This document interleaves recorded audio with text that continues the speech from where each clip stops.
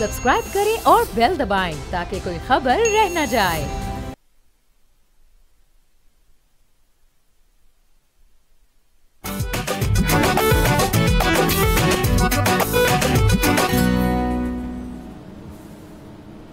अस्सलाम वालेकुम, बोलो जनाब, मैं बहुत बहुत खुश आमदीद। मैं हूं असद निज़ामी, मेरे साथ हैं अली आफ्ताब। सर क्या हाल है? सर हाल बहुत अच्छा है और ये हमारा इस साल का आखिरी शो है। इसके बाद जब हम स्क्रीन पर आएंगे तो एक नया साल चढ़ चुका होगा।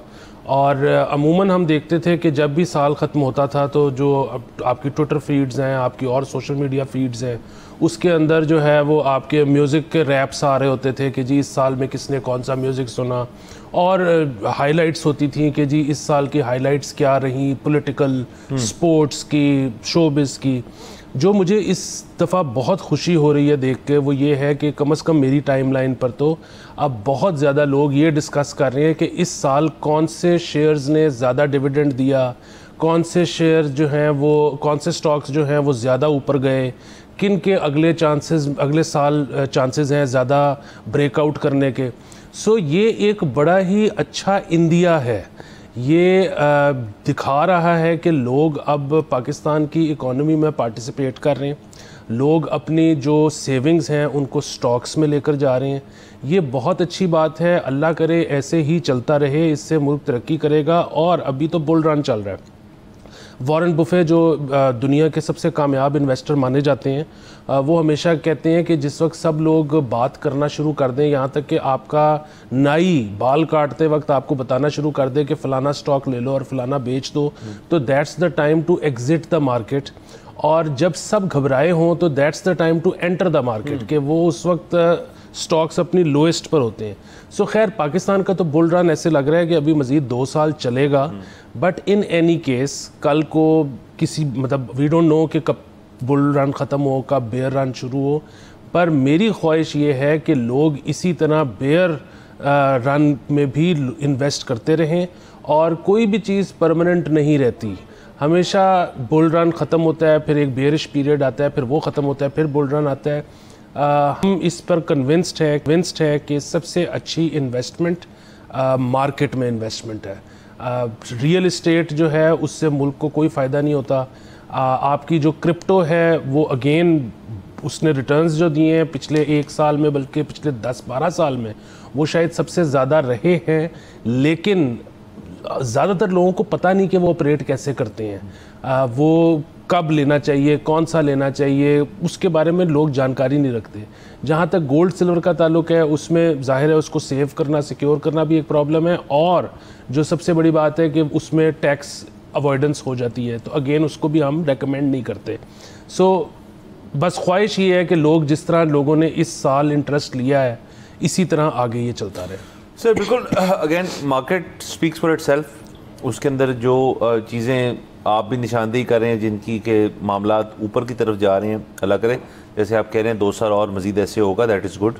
बट अगेन इन्वेस्टर इंटरेस्ट जो है वो इन्वेस्टर नहीं जो ऑलरेडी इन्वेस्टेड है, न्यू इन्वेस्टर जो है उसको लाने के लिए कुछ ना कुछ चीज़ें करनी चाहिए। एंड जो बाकी हमारे और प्रोडक्ट्स हैं जिसमें अब कई हाउसिंग सोसाइटीज़ के नए फेजेस लॉन्च हो रहे हैं, कुछ के नए प्लान्स लॉन्च हो रहे हैं, हम इश्तिहारात देखते रहते हैं और मामला देखते रहते हैं। लेकिन आई थिंक रियल इस्टेट्स के ऊपर से वैसे ही कंज्यूमर जो है जो बायर है वो ज़रा डिसहार्टेंड है। सो ये एक अच्छा अल्टरनेटिव है कि आप स्टॉक्स के अंदर अपना पैसा पार्क करें। अगेन लॉन्ग टर्म है, वो भी तो लॉन्ग टर्म है, मतलब जो वो वाले मामलात और जो मौजें लगी हुई थी कि जी आप रखें 5-6 महीने पैसा आपने प्लॉट के अंदर, फाइल आगे बेचें या प्लॉट आगे बेचें, आप मुनाफा 20-25% कमा सकते हैं, 11% कमा सकते हैं।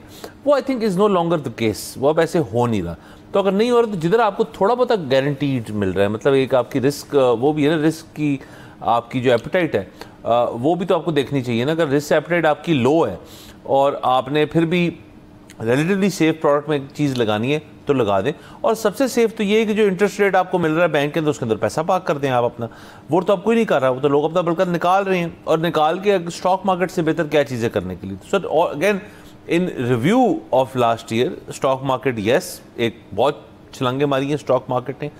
उसके अलावा सियासी तौर पे भी बड़ी चीज़ें हुई हैं। उसके अलावा हमने इस शो पे बेतहाशा टॉपिक्स जो हैं वो डिस्कस किए हैं। एक स्मोक सीज़न में हम अभी हैं, एक स्मोक सीज़न जो पहले बहुत बुरा था उसके ऊपर डिस्कशन की हमने।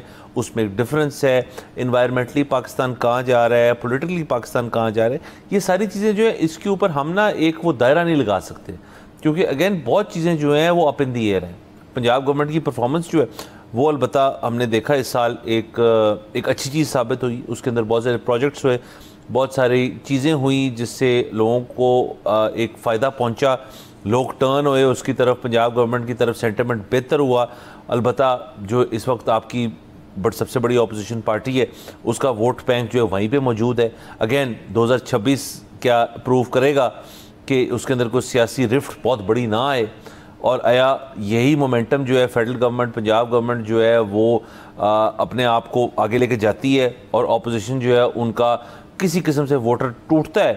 This time will tell, but again अभी तक 2025 जो है बड़ा एक रिलेटिवली स्टेबल साल रहा है उस तरह से, और 2024 नहीं था इस तरह से।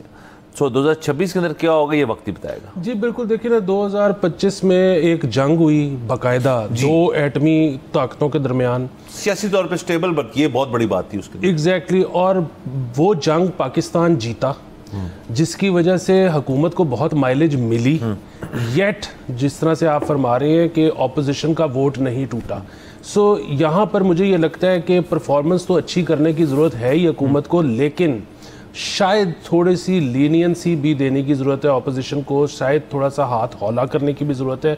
उसकी वजह ये है कि लोग जब ये देखते हैं कि किसी एक पार्टी को दीवार के साथ लगाया हुआ है तो फिर वो हमदर्दियाँ उनकी कम नहीं हो पाती। सो जितनी मर्जी अच्छी परफॉर्मेंस कर लें, अगर इलेक्शन करवाएंगे तो ख़तरा यही है कि वो बिल्कुल आपको रिज़ल्ट मिलेगा जो जैसा 2024 में माइनस द फॉर्म 47 लग रहा था कि रिजल्ट आ रहा है। सो परफॉर्मेंस भी बेहतर करने की ज़रूरत है, लेकिन साथ में तमाम पार्टियों को साथ लेकर चलने की भी ज़रूरत है। सर बिल्कुल ज़रूरत है। दूसरा सर आपने जंग का जिक्र कर दिया, तो जो पोस्ट वॉर अमेरिका के साथ पाकिस्तान के मामलात उसके बाद हुए, 2-3 दफ़ा सदर ट्रंप के साथ मुलाकातें हुई, फील्ड मार्शल आसिम मुनीर साहब की भी, प्राइम मिनिस्टर शहबाज शरीफ साहब की भी, और बैकग्राउंड में हमें तो पता नहीं कितनी बेतहाशा मीटिंग्स जो हैं उनकी अमले के साथ जो अमरीकी हुकूमती और हमारे जो हैं वो उनकी होंगी। सो एक ये बर्फ़ भी पिघली फाइनली।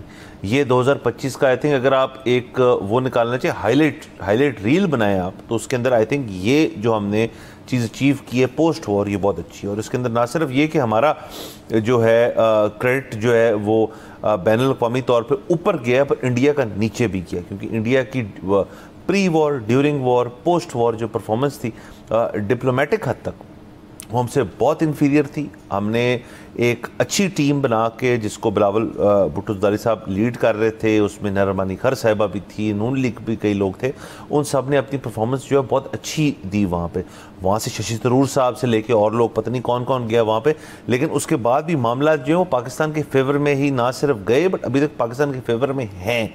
सो ये चीज़ जो है इसके ऊपर बैंक करना, इसके ऊपर इसका क्रेडिट लेना और इसके ऊपर बिल्ड करना, ये 2026 का थोड़ा सा आपको मेरे ख्याल में एक हुकूमती तौर पे जो अगला स्टेप है वो बयान कर देता है, और उसको अगर यूटिलाइज आपने ना किया तो ये बड़ी गलत चीज़ होगी। और मेरे ख्याल में हुकूमत जो है वो अपने तौर पे इस चीज़ पे सेटल्ड है कि हमने डिप्लोमेटिकली अपने टाइज जो हैं वो रखने हैं। देखिए ना, शहबाज शरीफ साहब के बारे में अब कहा जाता है कि उन्होंने ये 2025 की जो अपने एक साल के अंदर जो मामलात किए हैं उसके अंदर उनके पाकिस्तान के अंदर जो मामलात रही हैं वो तो रही हैं, लेकिन वो फॉरेन ट्रैवलिंग बहुत की है उन्होंने।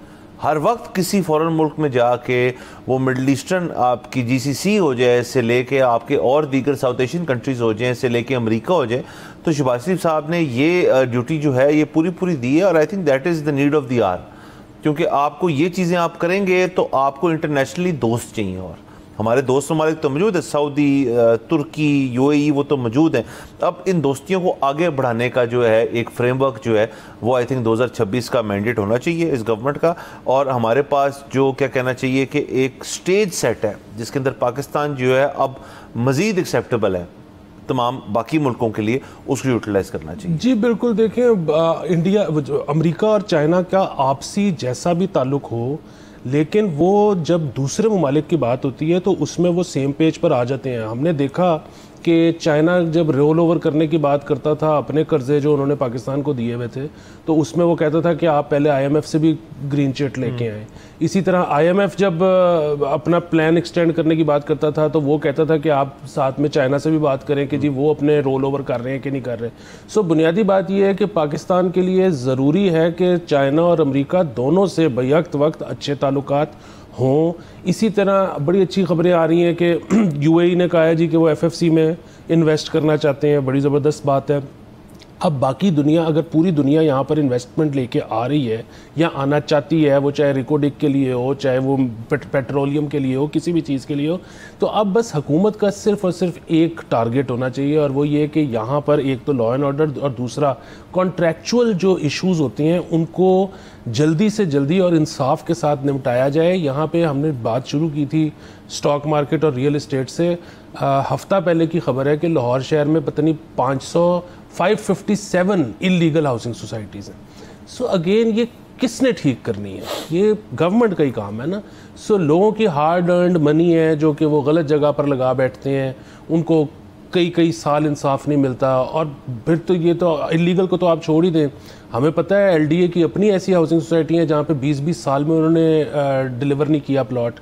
हमें पता है स्टेट लाइफ है जिसने 20-20 साल में प्लॉट डिलीवर नहीं किया। सो जब इस तरह की चीज़ें होंगी, अगर ये एक इंडस्ट्री में हो रही हैं तो ये और जगह पर भी हो रही होंगी। सो कॉन्ट्रैक्चुअल इश्यूज़ को जल्द से जल्द निपटाने का काम जब तक ये सरकार नहीं करेगी तब तक वो जो इन्वेस्टर कॉन्फिडेंस है ना, क्योंकि इन्वेस्टर आपको सिर्फ फॉरेन नहीं चाहिए, आपको लोकल इन्वेस्टर भी चाहिए। तो उसको जब तक कॉन्फिडेंस नहीं ना होगा कि यार मैं if I am getting into a deal with someone और उसमें वो अगर उसकी पासदारी नहीं करता तो मुझे इंसाफ मिलेगा, तब तक इन्वेस्टमेंट नहीं आएगी। और पाकिस्तान को मैं तो अब वैसे ही समझता हूँ पूरी दुनिया में कोई भी मुल्क हो उसका मसला सिर्फ एक है और वो है इकॉनमी। आपकी इकॉनमी ठीक चल रही हो तो बाकी सारी चीज़ें मैनेज हो सकती हैं। बिल्कुल सर, और आई थिंक पाकिस्तान जो है एंटर कर रहा है एक ऐसे जोन में अवाम की हद तक जो कि बहुत एक अच्छी जोन साबित हो सकती है कि हम उस कस्ब पे हैं कि जी एक हम पॉलिटिकल लिम्बो में। लिम्बो बेसिकली होता है कि ना इधर ना उधर, हम उधर फंसे में पॉलिटिकली, ना हम इधर लीन कर रहे हैं ना हम उधर लीन कर रहे हैं। बहुत सारे लोग एक पार्टी को सपोर्ट करते हैं और बहुत सारे लोग एक और पार्टी को सपोर्ट करते हैं। ये जो है ना एक ब्लैंकेट थिंग कि जी इस वक्त जो है वो एक जो अपोजिशन पार्टी है पीटीआई अगर कह लें उसको हम, कि जी सारा वोटर उनके पास है 70%। मेरे ख्याल में उस किस्म की सिचुएशन अभी एग्जिस्ट नहीं करती। बहुत सारे लोगों के अपने ज़ाती मामलात जो है मुंसलिक हैं हुकूमत के साथ, तो जो हुकूमत पावर में होगी वो उनके साथ फ़ौरन उसकी तरफ जाएंगे। लेकिन इस सारी चीज़ को ना किसी तरफ लीन करना पड़ेगा। मैं हमेशा कहता हूँ, इस शो पे भी कहता हूँ, अल्लाह करे 2026 वो साल हो जिसमें आप वो एक पॉलिटिकल, इकोनॉमिकल और इंडस्ट्रियल और इन्वायरमेंटल जो है वो बेस लाइन सेट कर दें कि जी ये हमारे कुछ प्लान्स हैं। वो ज़ाहिर है हुकूमत वक्त बनाएगी। यहाँ पे होता रहा इतने सालों से कि हुकूमत वक्त को फैसला करती है, तो जो अगली हुकूमत आती है वो कहती है ये चीज़ें ठीक नहीं थी, हम अपने नए सिरे से सब कुछ शुरू करेंगे। I don't think we have that time. So उस चीज़ को मद्देनज़र रखते हुए अगर ये हुकूमत 2026-27 चलें, जो भी 2 साल ले लें आप, उसके अंदर ये बेस लाइन्स अचीव कर लेती है और एक सियासी किस्म का इतिहाद होता है जिसके अंदर वो कहते हैं यार कि ये चीज़ें नहीं छेड़नी, आई थिंक वो एक बहुत बेहतरीन चीज़ होगी। अगर को करने के इसके मूड में है, मुज़ाकरात पीटीआई के साथ की बात जो है आज से 2 दिन पहले की खबर है कि दोनों जो पार्टीज़ हैं वो इस चीज़ की हामी हो चुकी हैं। अब वो मुज़ाकरात कब होती हैं, कैसे होती हैं, उनके ऊपर क्या मुद्दा रखा जाएगा ये वक्त बताएगा। बट अगेन मुज़ाकरात जो है उनको ना करने से बहुत बेहतर होता है हमेशा रात कर लें, ताकि जो चीज़ मैं बात कर रहा हूँ कि वो जो बेस लाइन्स हैं वो इस्टेब्लिश हुए और उनको फिर वहीं रखा जाए।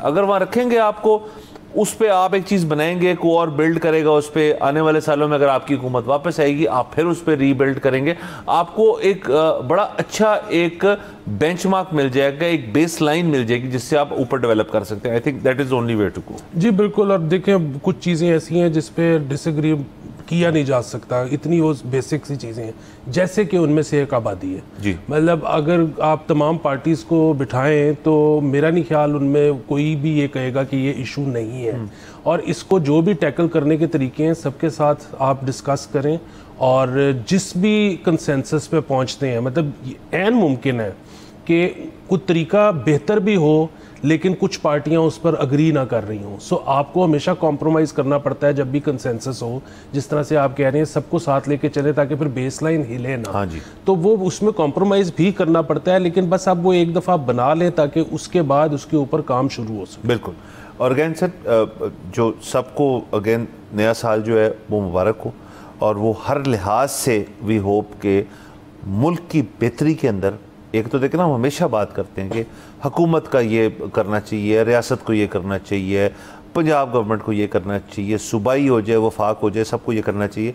अवाम का भी एक रोल है, अवाम को अपना रोल जो है वो रियलाइज़ करना चाहिए और उनको भी कंट्रीब्यूट करना चाहिए कि हर लिहाज से 2026 जो है हर पिछला साल जो है उससे बेहतर होना चाहिए अगला साल, यही सबका मौक़िफ़ होना चाहिए। यहाँ पे जाते हैं ब्रेक के ऊपर, let's take a break.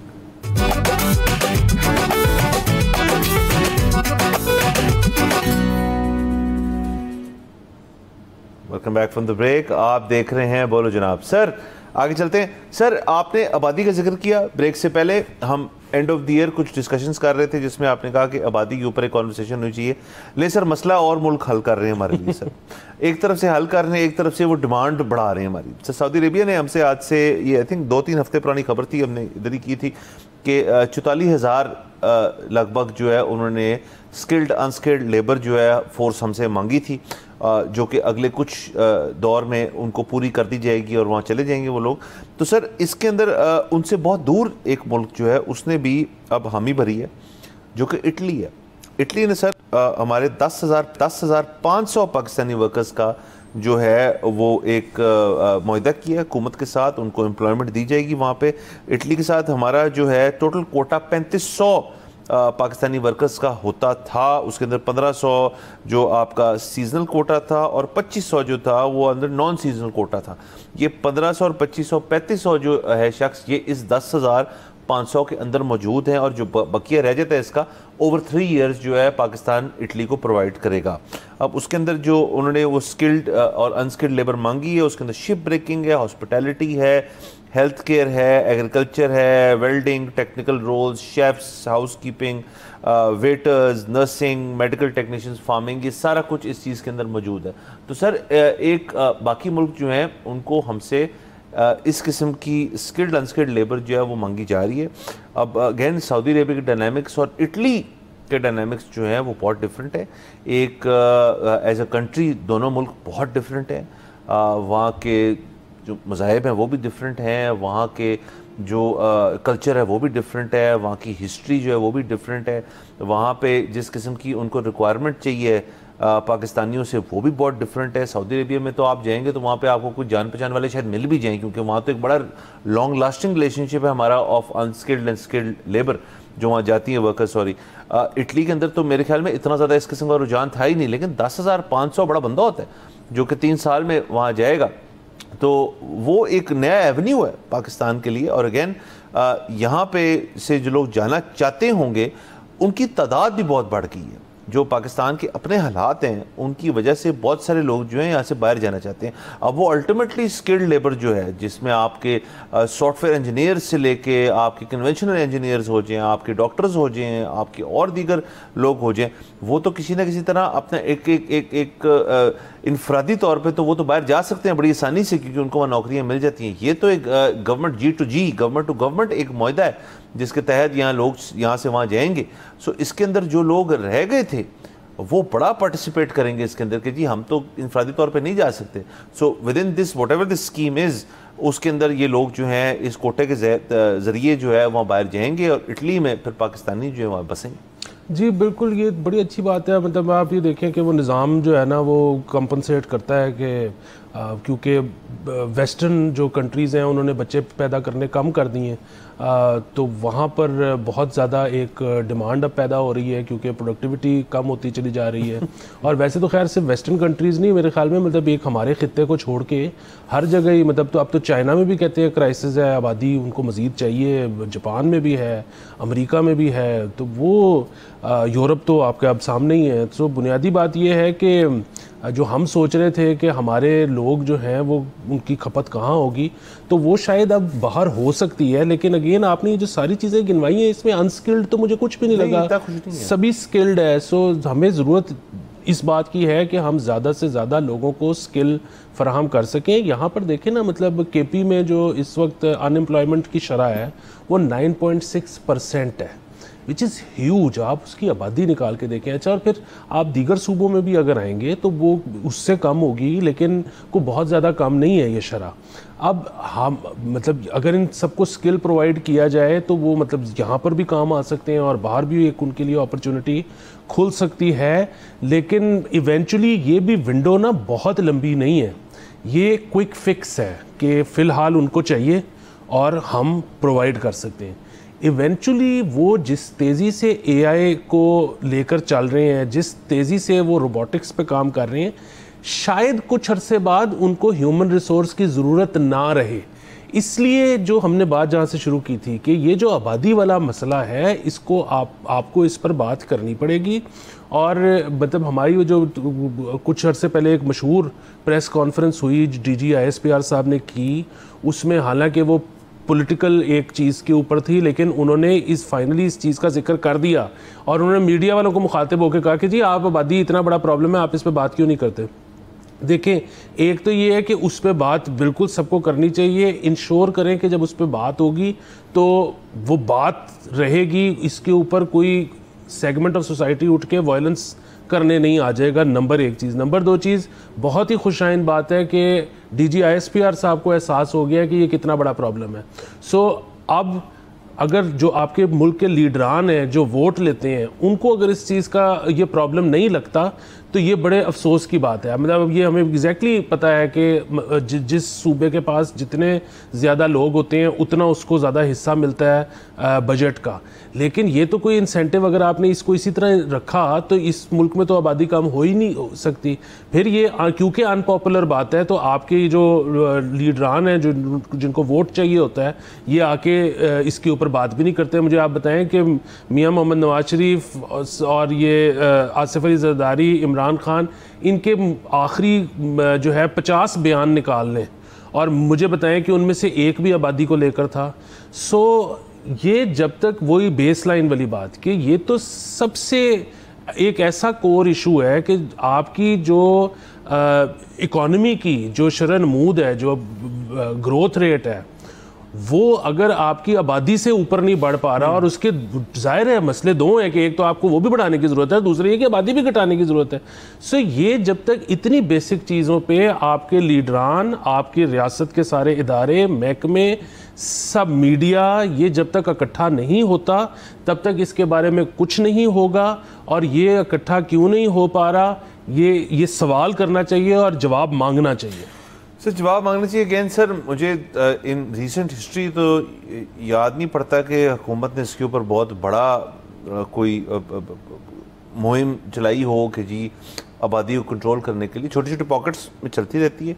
I think last big तो यही था जब हमारे चीफ जस्टिस थे साकिब निसार साहब, उन्होंने इसके ऊपर एक बाकायदा तौर पे सुप्रीम कोर्ट के बैनर के नज़र, हालांकि उनका काम नहीं है सुप्रीम कोर्ट का ये करना, उन्होंने किया था, लेकिन उस दौर में जो सुप्रीम कोर्ट का काम नहीं होता था वो सारे काम साकिब निसार साहब करना चाहते थे, उनमें से एक ये भी था। बट दैट बीइंग सेड, ये अब देखें, आप जैसे कह रहे हैं डीजी आईएसपीआर साहब ने अपनी उस प्रेस कॉन्फ्रेंस में इस चीज़ को एक हाईलाइट किया। अब सर उसके अंदर ये भी है कि आपका और मेरा शो जो है, हम तो कई दफ़ा ये बात करते रहते हैं, अब हम भी जब करते भी हैं तो देन अभी भी कर रहे हैं, हम इस चीज़ को बड़ा केयरफुली लेके चलते हैं। आप और मेरे, हमारे पास बड़े स्टैट्स हैं, बड़ी चीज़ें हैं, बड़े एक्सपर्ट्स हैं जिनको हम यहाँ बुला सकते हैं, लेकिन एक बैक ऑफ द माइंड एक चीज़ होती है कि यार इससे एक बहुत तबका है सोसाइटी का, पाकिस्तान के अंदर ख़ास तौर पे, जो कि शायद ऑफेंड हो जाए। सो फिर अगर डीजे एसपीआर साहब जो हैं ये बात कर रहे हैं तो फिर आई थिंक कि इसको फिर एक मज़ीद री इन्फोर्समेंट देने की ज़रूरत है कि जी आप करें ना। हम अब ये कह दिया आपको जी कि ये एक नेशनल इशू है, वो तो कह ही रहे हैं। उन्होंने तो पहली दफ़ा शायद कहा है मेरे सामने, फेडरल गवर्नमेंट तो बड़ी देर से कह रही है, बट फेडरल गवर्नमेंट और जो आपकी डीजी एसपीआर साहब का दायरा है और बाकी हैं, वो सारे एक इत्तेफाक राय जो आप बात कर रहे हैं वो सबको कहें कि ये बात अब ज़रूरी हो चुकी है। क्योंकि देखिए बात है प्रोजेक्शंस की, आपने प्रोजेक्शन करनी है कि जी हम अब दाखिल होंगे 2026 में, और मैं नहीं कहता ज़्यादा करें, 2036 तक की बात नहीं करी, 2030 की बात कर लें, अब से 4 साल बाद, कुछ दिनों के बाद 4 साल बाद, उसके अंदर आबादी किधर होगी? ये देखिए 10,400 वर्कर जो है और 40,000 मिला भी लें इसके, मतलब 50,000 60,000 कर लें इसको, 50-60,000 जो है वो क्या है as a percentage of 24-25 crore लोग जो हैं, कुछ भी नहीं है। और ये तो अपना चलें ज़रा मुबादला लेके यहाँ भी आएंगे वापस और अपने ख़ानदानों को पाल लेंगे, लेकिन इतना अवाम यहाँ पे है, वो तो बाहर नहीं जा सकते, उन्होंने यहीं पे रहना है। यहाँ पे आया, इतनी अपॉर्चुनिटीज़ हैं, यहाँ पे मामलात हैं, वो एक अलग बात है। अगर आप वो अपॉर्चुनिटीज़ नहीं दे सकते, दूसरा हाल फिर यही है कि यार आबादी के ऊपर आप फिर you have some sort of control. अब वो कंट्रोल कैसे करना है, वो better minds and bigger minds then आप और मैं वो इस चीज़ का फैसला कर सकते हैं, लेकिन बेटर और ग्रेटर माइंड्स को हमें यहाँ बुलाने तो दें, हमें यहाँ लाने तो दें। आपके और मेरे अंदर कॉन्फिडेंस हो कि जी हम राज्य के शो करेंगे। आप बताएं, अगर हमें कह दिया जाए कि आपने बात ही इसके ऊपर करनी है, तो मेरे ख्याल में आप और मैं 2 महीने के शोज जो हैं वो आराम से इस एक टॉपिक के ऊपर कर सकते हैं। जी बिल्कुल। और दूसरी चीज़ ये है कि यहाँ से जो होता है ना कि जी लोग बाहर चले जाएंगे तो सब कुछ ठीक हो जाएगा, आपको कंटिन्यूसली लोगों को बाहर भेजना पड़ेगा, उसके लिए बहुत स्किल्ड लोग चाहिए। उसकी वजह ये है कि ये जो लोग ज़र मुबादला लेकर आते हैं या भेजते हैं, that's only the first generation. Second generation तो नहीं भेजती। मतलब आप एक बंदा यहाँ से चला गया, उसके माँ बाप उसके बहन भाई यहाँ पर मौजूद हैं, जिसकी औलाद जब वहां पे हुई तो वो तो यहाँ पे किसी को जानते ही नहीं, वो किसको भेजेंगे पैसे। सो ये तो फिर अगर यही चाहते हैं कि लोग यहाँ से बाहर जाके कमाएं और यहाँ पे भेजें, तो ये तो फिर आपको हर वक्त करते रहना पड़ेगा, क्योंकि सेकंड जनरेशन किसी की नहीं पैसे नहीं भेजते सर। हमें पता है ये मिसालें मौजूद हैं, 70 से चीज़ चली हुई है कि लोग यहाँ से वहाँ जा रहे हैं और मुल्कों से वहाँ जा रहे हैं, और फिर उनकी भी सेकंड जनरेशन शायद यहाँ पे कोई ताल्लुक, थर्ड तो बिल्कुल भी नहीं। और अब जो वो तो नेटिव्स बन गए ना वहाँ के, जो पैदा ही वहाँ जो देखा ही वो है, वो फिर यहाँ तो छुट्टियों के लिए आते हैं। सो अगेन कॉम्प्लेक्स इश्यूज़ हैं, और इससे तो कॉम्प्लेक्स इशू कोई है नहीं। This requires a lot of debate. और अगेन जैसे आपने कहा कि हुकूमत, रियासत, अवाम, मीडिया, ये 4 हलके जो हैं ये सारे मिल के इसके ऊपर बात करेंगे और उनके आपस में भी इत्तेफाक राय होगी, तो फिर इसके ऊपर कोई प्रोडक्टिव बात होगी। अगर कोई एक इदारा जो है इसके ऊपर बात करने की कोशिश करे तो आई थिंक वो जो है वो it will fall on def years. बिल्कुल। और इसमें जो है रियासत और हुकूमत को जैसे भी करके उलमा को ऑन बोर्ड करना पड़ेगा, क्योंकि उनको ऑन बोर्ड हुए बगैर भी जी ये काम नहीं हो। आप कह लेंगे बिल्कुल सर। बाहर से again let's see what happens. ये खबर बाहर उन लोगों के लिए अच्छी है जो ये इटली का जो प्रोग्राम है इसको यूटिलाइज कर सकते हैं, and we wish them the best. यहाँ पे जाते हैं ब्रेक के ऊपर, लेट्स टेक अ ब्रेक।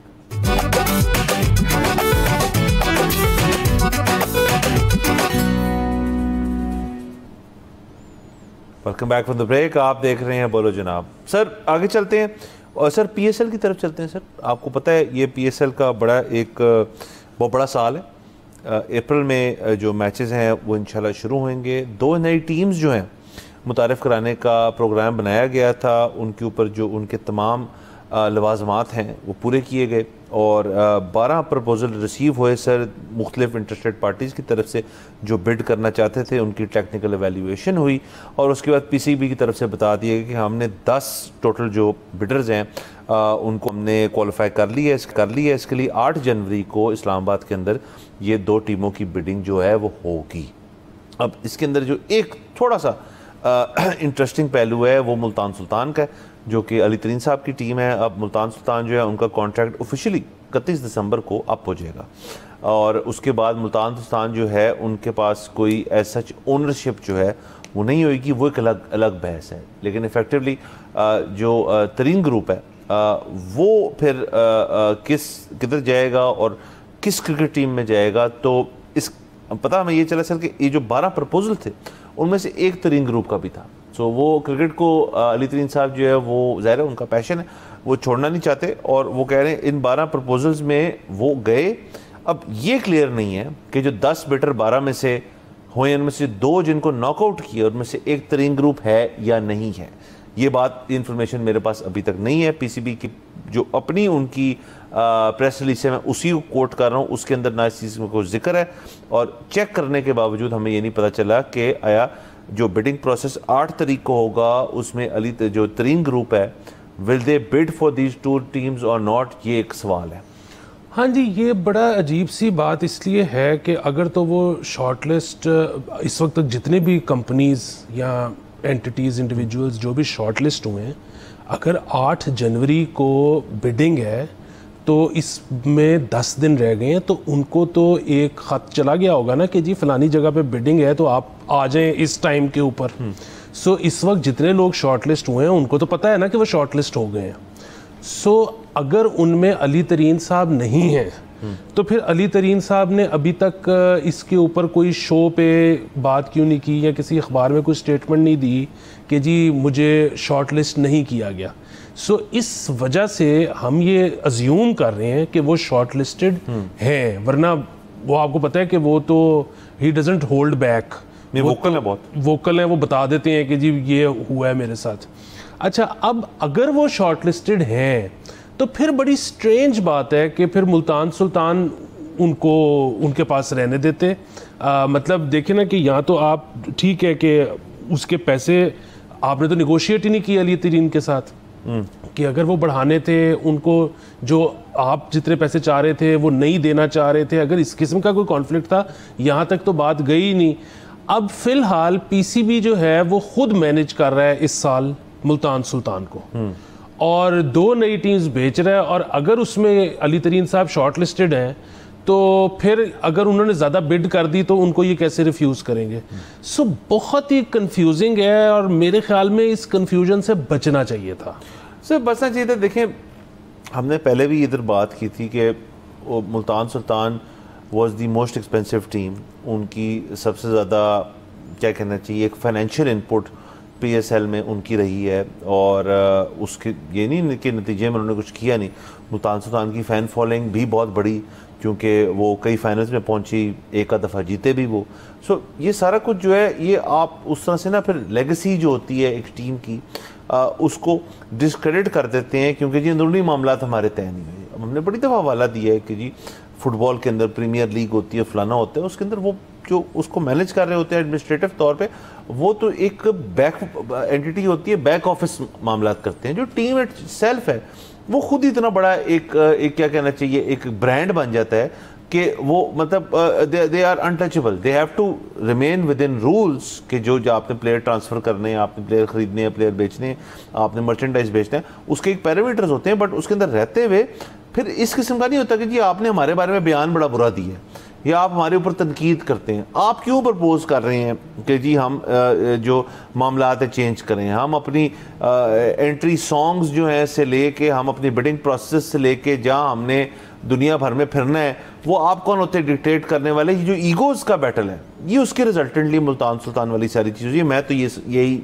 मुझे समझ आती है इसके अंदर से। मेरी बहुत ज़्यादा ख्वाहिश ये है कि अब जो 2 टीम्स बिकने जा रही हैं उनमें से कम एक टीम कोई बाहर की कंपनी या कोई बाहर का इंडिविजुअल ख़रीद ले। उसकी वजह ये है कि मतलब जब एक गोरा आएगा ना या एक गोरी टीम आएगी तो अमूमन हमने ये देखा है कि हम पाकिस्तानी जो हैं उनके साथ ज़रा और तरीके से डील करते हैं, हम उनके साथ पाकिस्तानियों वाली नहीं करते। और वो जब अपना इन्फ्लुएंस लेके आएंगे, वो जब अपना एक्सपीरियंस लेके आएंगे, क्योंकि पाकिस्तान के लिए ये एक नई बात है ना, मतलब 11वां एडिशन है ना पीएसएल का, तो आज से 11 साल पहले तो पीएसएल नाम की कोई चीज़ एग्जिस्ट ही नहीं करती थी, तो हम तो इसमें बहुत नए हैं। लेकिन गोरा जो है वो तो बहुत अरसे से लीग्स करवा रहा है मुख्तलिफ स्पोर्ट्स की। सो उधर ये मसाइल ज़ाहिर है, ये जो टीदिंग इशूज़ हैं कि जी बोर्ड क्या करेगा और जो कारोबारी हजरात हैं, जो टीम ओनर्स हैं, वो क्या करेंगे, और बोर्ड की कमेटी मैनेज करेगी या इसके लिए एक बिल्कुल नया बोर्ड बनेगा जो आपकी ये लीग है। ये इस तरह की सारी चीज़ें जो है ना वो सॉल्व कर चुके हुए हैं, यहाँ अभी उसके मसले हैं।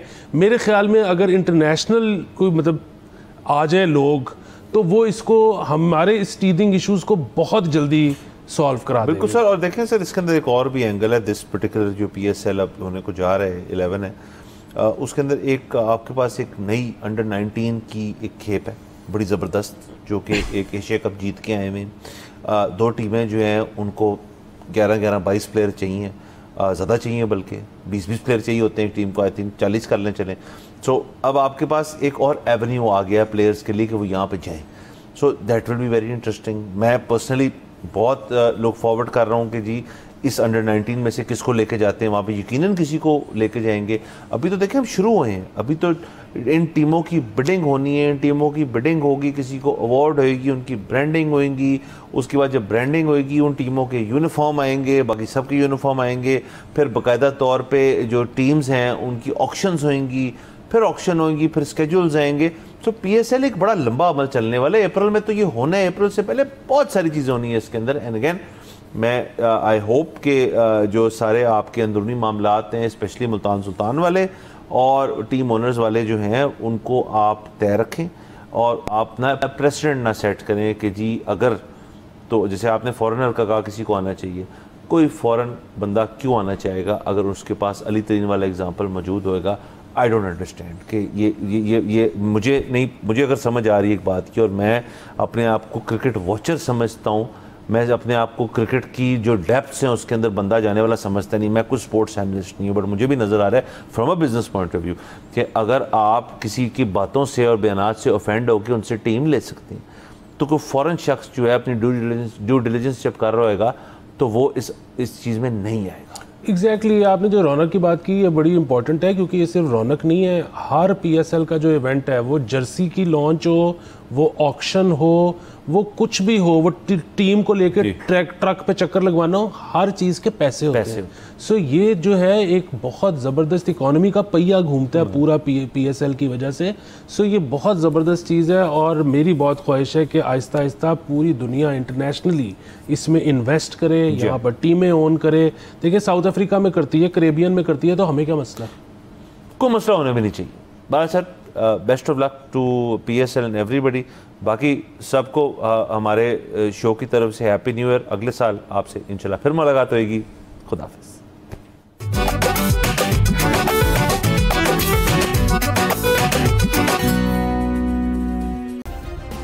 सब्सक्राइब करें और बेल दबाएं ताकि कोई खबर रह न जाए।